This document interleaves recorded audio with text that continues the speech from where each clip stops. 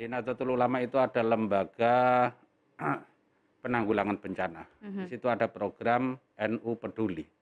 Jadi mulai awalnya memang kita bergerak mulai penyemprotan rumah ibadah, penyemprotan madrasah, pondok pesantren bekerja sama dengan dinas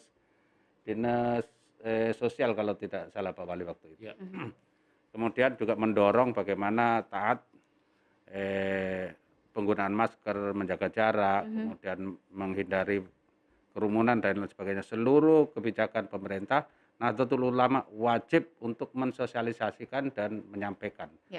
Karena persoalan kesehatan itu adalah persoalan yang luar biasa.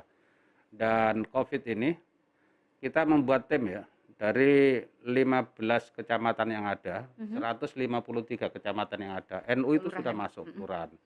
Oleh karena itu, apa yang dilakukan oleh Pak Wali dengan capaian-capaian itu memang luar biasa, dan Nahdlatul Ulama bagian dari kecil yang ada, tetapi paling tidak apa yang menjadi kebijakan Pak Wali termasuk pada saat Hari Raya Idul Fitri, Idul Adha, NU menjadi garda terdepan untuk mensosialisasikan. Ya.